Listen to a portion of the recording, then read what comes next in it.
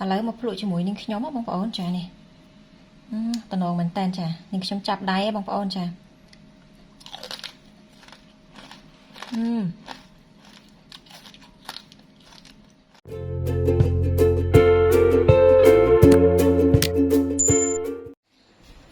ចាសម្រាប់សាច់ខ្ទឹមនេះគឺនេះខ្ញុំបានលាងសម្អាតរួចអស់ហើយតែពេលដែលលាងស្អាតហើយនេះខ្ញុំយកមកដាក់ហាលដើម្បីឲ្យវាស្រស់ទឹកនិងវាសពពបងប្អូនចាបន្តមកទៀតបងប្អូនមកដាក់ដាំទឹកអំបិលចាអញ្ចឹងអានេះខ្ញុំដាក់ឆ្នាំងរួចហើយនេះខ្ញុំដាក់ស្ករត្នោតចូលបងប្អូនប្រើជាស្ករសក៏បានដែរចានេះខ្ញុំកំឡុយស្ករនេះឲ្យក្រហមសិនចាំយើងចាក់ទឹកចូលចាបងប្អូនយកស្ករសមកកំឡុយអញ្ចឹងក៏បានដែរចាអញ្ចឹងនេះខ្ញុំកំឡុយស្ករនោះប៉ុណ្ណឹងណាចាបន្ទាប់មកនេះខ្ញុំចាក់ទឹកចូល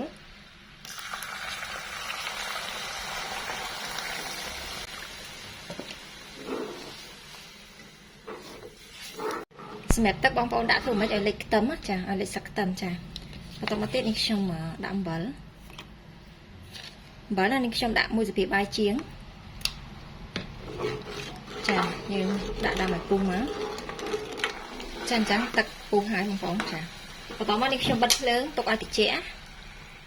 ចាអញ្ចឹងស្លឹកខ្ទឹមរបស់យើងគឺសពពហើយបងប្អូនចាបន្តមកនេះខ្ញុំប្រមូលយកទៅដាក់នៅក្នុងកន្ល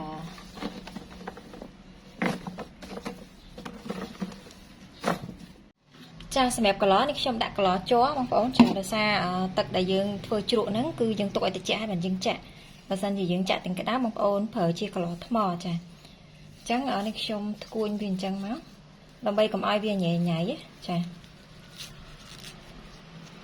ហើយយើងដាក់ចូលនៅក្នុងកន្លនៅពេលដែលយើងហាលស្ងួតអញ្ចឹងបងប្អូនចាយើងធ្គួញមូវាអញ្ចឹងទៅគឺវាអត់បាក់ឯងបើយើងមូទាំងស្រួយចាទាំងនៅស្រស់គឺវាស្រួយ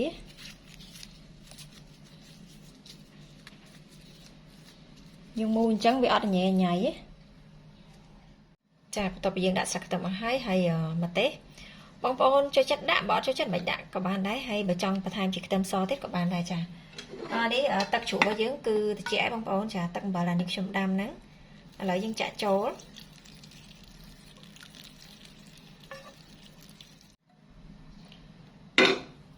ចាបងប្អូនយកវែងមកស្កប់ណាសម្រាប់ទឹកជ្រក់នេះគឺល្មមបងប្អូនចាបន្ទាប់មកយើងបិទគម្របមកចាយើងទុករយៈពេល3ថ្ងៃបងប្អូនចា3ថ្ងៃគឺយើងអាចញ៉ាំបានហើយ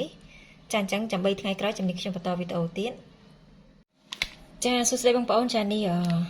ជ្រក់ដែលនេះខ្ញុំទុករយៈពេល3ថ្ងៃឥឡូវនេះគឺជូរបងប្អូនចាក្លិននេះគឺឈ្ងុយមែនតើចាអញ្ចឹងនេះខ្ញុំចាប់ដាក់ចានណា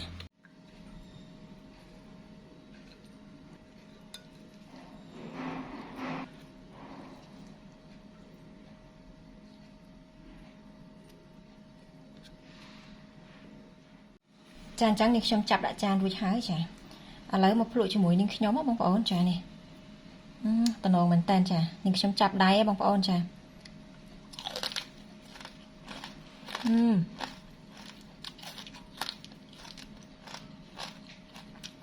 ជូរល្មមញ៉ាំបងប្អូនចាឆ្ងាញ់នៅពេលដែលជូរបងប្អូនจะដាក់ក្នុងទូទឹកកកណាបើយើងទុកខាងក្រៅវាអាចជូរខ្លាំងចា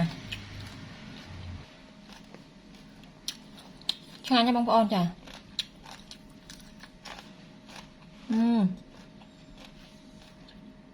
ចាជ្រក់នេះបងប្អូនញ៉ាំជាមួយត្រីអាំងសាច់អាំងឬក៏គោងៀតអីឆ្ងាញ់ណាស់ចាត្រូវហ្មងបងប្អូនចាហើយជូរនេះគឺល្មមញ៉ាំហ្មងចា3ថ្ងៃបងប្អូនចា